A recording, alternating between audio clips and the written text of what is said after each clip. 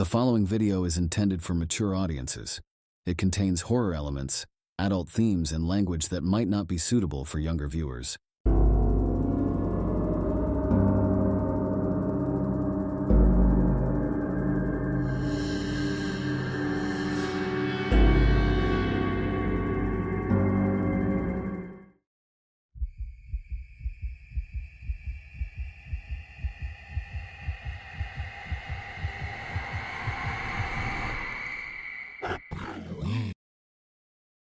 Willow Park's whispers.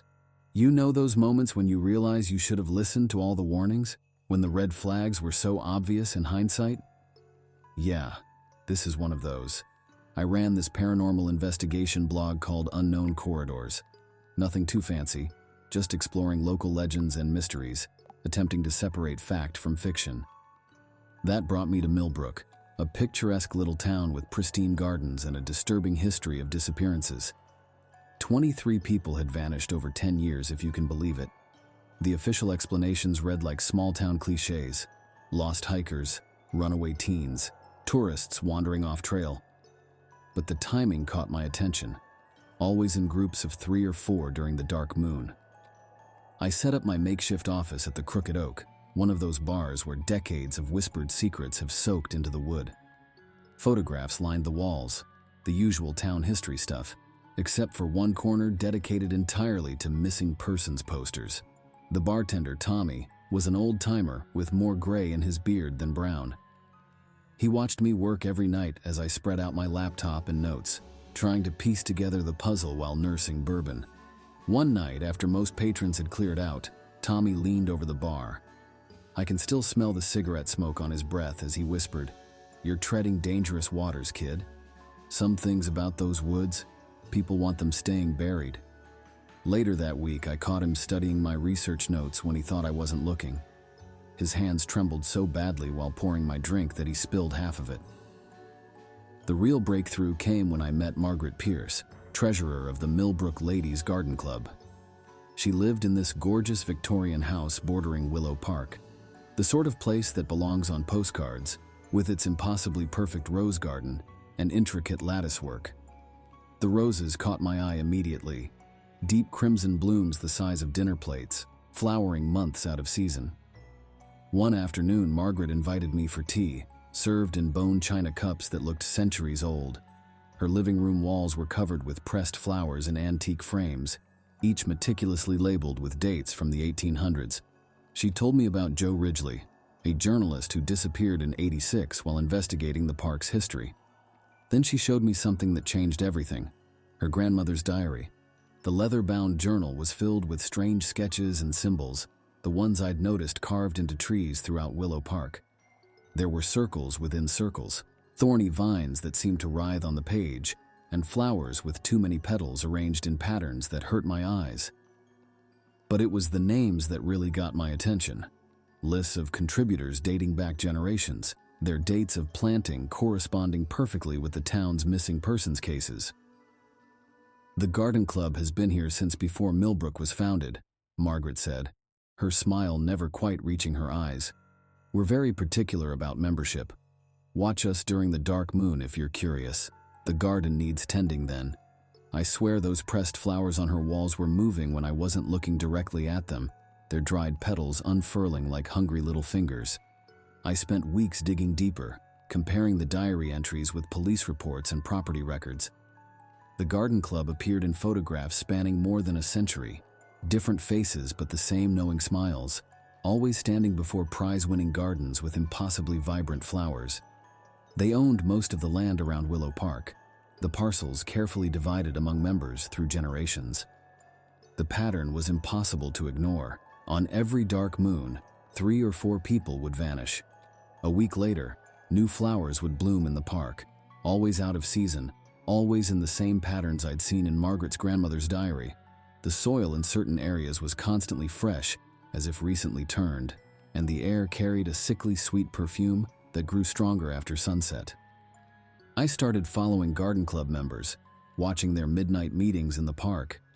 They moved oddly, their joints bending at unnatural angles as they tended their plots with ancient tools that looked more like surgical instruments than gardening implements. Sometimes I heard chanting in a language that made my teeth ache and my vision blur. That's how I ended up here, 3 feet underground in what I thought was just another garden plot.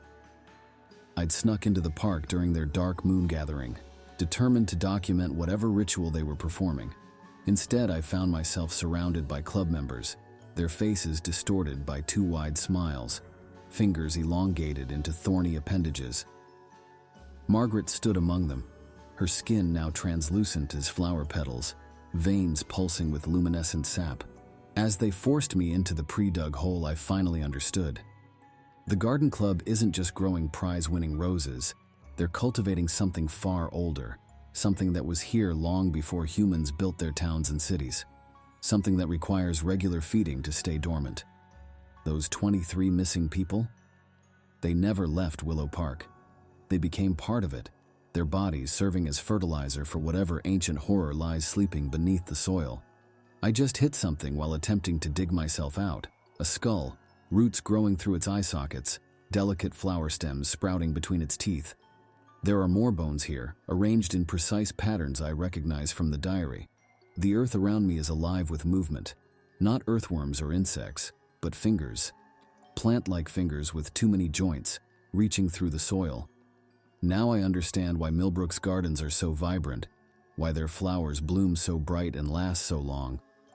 The club members aren't just gardeners, they're caretakers, tending to something that transforms human remains into supernatural fertilizer. Each disappearance, each planting, feeds whatever lies dormant beneath Willow Park, keeping it satisfied with regular sacrifices. I can hear them above me now, their soft laughter mixing with the sound of shovels scraping soil. The sweet scent of roses is overwhelming, and the fingers are getting closer, intertwining with my own. My skin tingles where they touch me, and I swear I can feel roots beginning to sprout from my fingertips.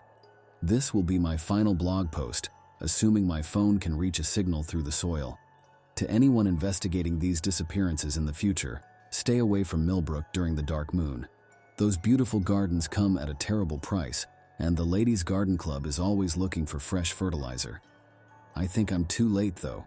The roots are in my bones now, and I'm starting to understand why the flowers move when you're not looking. We all become part of the garden eventually. In Millbrook, everything blooms forever.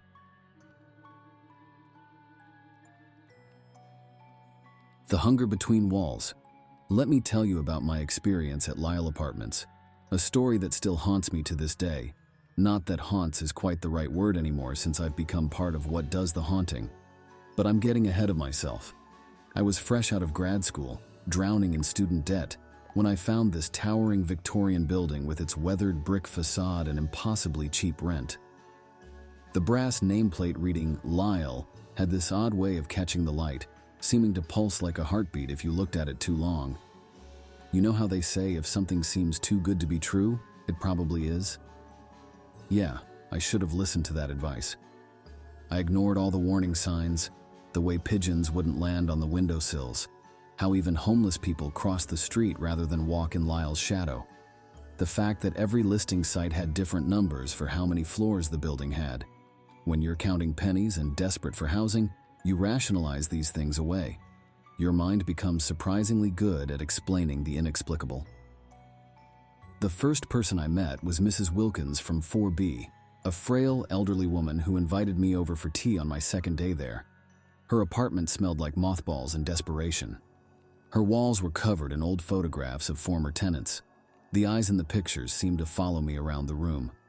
I also noticed that the same faces appeared in photos decades apart, never aging. "The building chooses," Mrs. Wilkins told me, her hands trembling as she poured tea into delicate cups that never seemed to empty. "First, it tests you with noises, then you start feeling hungry." She never finished that thought, just stared into her cup with tears streaming down her face. The weird scratching sounds in the walls started on the third night. At first, I tried to rationalize it. Old buildings make noise, right? But then things escalated. As I reached for the light switch, I noticed something strange happening with the shadows. They seemed to be shifting and elongating, almost like an eerie hand reaching out for me before quickly retracting when the lights came on. My ceiling developed these dark spots that vanished when I looked directly at them, like floaters in your vision. Even the mirrors started playing tricks, showing reflections that moved a split second too late or smiled when I wasn't smiling. Sleep became impossible. I started keeping a journal of all the strange occurrences, windows frosting over in summer, doors slamming by themselves, this horrible rotting smell seeping from the electrical outlets. The building's maintenance man, Mr. Graves, would fix the things that broke, but his repairs never lasted. I'd see him in the halls sometimes, this tall, gaunt figure who seemed to appear and disappear at random. His skin was so pale it was almost translucent, stretched too tight across his bones. Then came the night Mrs. Wilkins disappeared. The screams from her apartment were unlike anything I'd ever heard. Not just terror, but the sound of someone's very soul being torn apart. The next morning, Mr. Graves simply hung up a for rent sign on her door like nothing had happened. When I asked about her, he just smiled, showing too many teeth, and said, "Mrs. Wilkins decided to become a permanent resident." That's when I decided to investigate the basement where the scratching was the loudest. God, I wish I hadn't. My flashlight revealed what the building actually was: a living tomb. Human remains were embedded in the walls like some twisted museum exhibit, partially absorbed into the structure itself. Bones and tissue merged with brick and mortar, faces pressed against the surface in eternal screams. I tried to run, but suddenly the hallways didn't make sense anymore. Every turn led back to that room of bones. And there was Mr. Graves, waiting for me. His skin so thin I could see his skeleton underneath, smiling that terrible smile. Now I understand what Mrs. Wilkins meant about the building choosing. Lyle isn't just haunted, it's hungry. We're all part of it now. Mrs. Wilkins, the other missing tenants, and me. Our consciousness spreads through the building like a diseased nervous system. We're forced to scratch at walls and whisper through vents, trying to warn new tenants. Some listen and leave. Most don't. The building likes to play with its food, you see. It feeds on fear as much as flesh, drawing out the terror until its victims are perfectly seasoned with dread. But here's the truly terrifying part. Lyle is spreading. Like a cancer, it's slowly infecting other buildings, sending out tendrils of its corruption through the city's infrastructure. That scratching in your walls tonight might just be pipes or mice, or maybe we're your new neighbors, learning what makes you afraid. After all, Lyle isn't satisfied being just one building anymore. It's developing a taste for entire city blocks. Sometimes, on quiet nights, I can feel myself spreading with it, my consciousness stretching through pipes and electrical lines into other buildings. And I wonder, how long before the whole city becomes Lyle? How long before that scratching in your walls isn't just a warning, but a welcome to return home?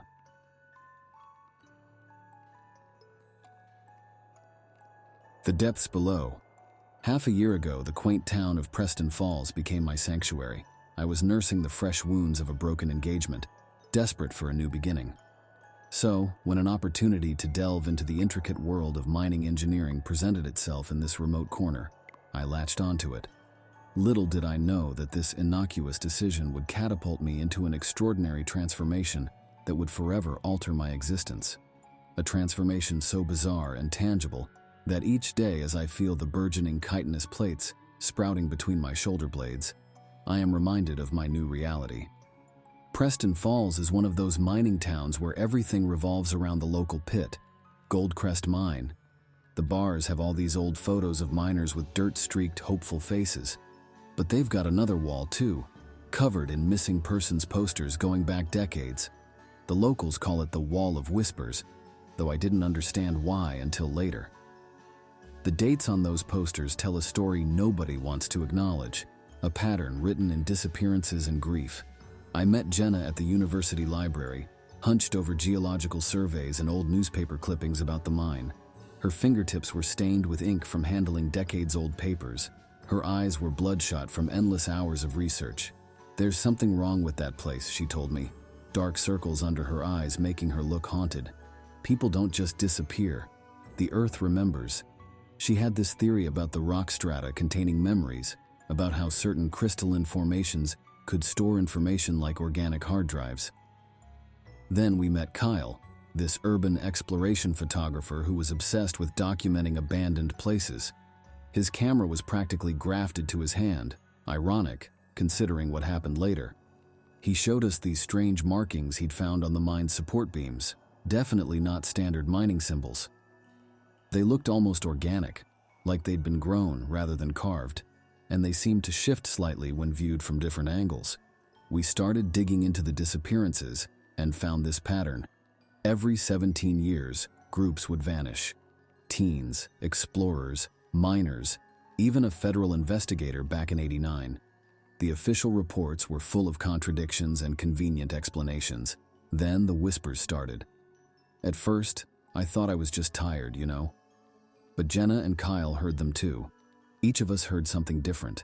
Mine promised knowledge of geological secrets beyond human understanding. Jenna's talked about transformation and evolution, and Kyle's offered him immortality through his art. The night we agreed to venture into the mine was when everything took a turn for the worse. The moon looked wrong somehow, distorted like it was being viewed through water. The air felt thick, almost gelatinous. Inside, the walls were sweating this glowing liquid that pulsed like a heartbeat. The drops moved upward, defying gravity. We found all this abandoned gear, including a phone still displaying these weird symbols that made my eyes water, the same ones from the support beams, but now they were moving, changing, telling us stories we couldn't quite understand but couldn't stop watching. We should have stayed together, but those whispers got louder and more demanding. They knew exactly what we wanted, what we feared, what we dreamed about in our darkest moments. We each followed our tunnel, chasing our obsessions. The walls seemed to breathe, and I swear I could feel something vast and ancient watching us through the rock itself. I'll never forget what I found in that central chamber, this massive pit filled with, God, I can barely describe it. White, twisted figures that used to be human, their skin transparent enough to see insects moving inside them. They were still alive somehow, transformed into living incubators for something that was neither insect nor crustacean. Then Jenna appeared, but she wasn't Jenna anymore. Her jaw split into mandibles, teeth glowing with bioluminescent fluid. Kyle showed up with extra limbs, his beloved camera fused into his flesh, lens opening and closing like a hungry mouth. The Queen. She was ancient, massive, a horror of flesh and shell with countless faces, tentacles thick as trees with eyes that had seen centuries. That's when I realized, all our research, our obsession, it was just her way of bringing more victims to her nest. She'd been calling us all along, singing to us through the rock, through time itself. She showed me visions of the world before humans, when her kind ruled, and visions of what's coming next. I barely escaped, but I didn't get away clean. My skin? It moves now. Shell pieces are growing between my shoulder blades. My teeth are sharper, and I can taste colors in the air. The whispers are getting louder each night, and sometimes I catch glimpses of other changed ones in mirrors and windows. Preston Falls has more residents than the census shows. Tomorrow I'm going back, through the storm drains and basement corners.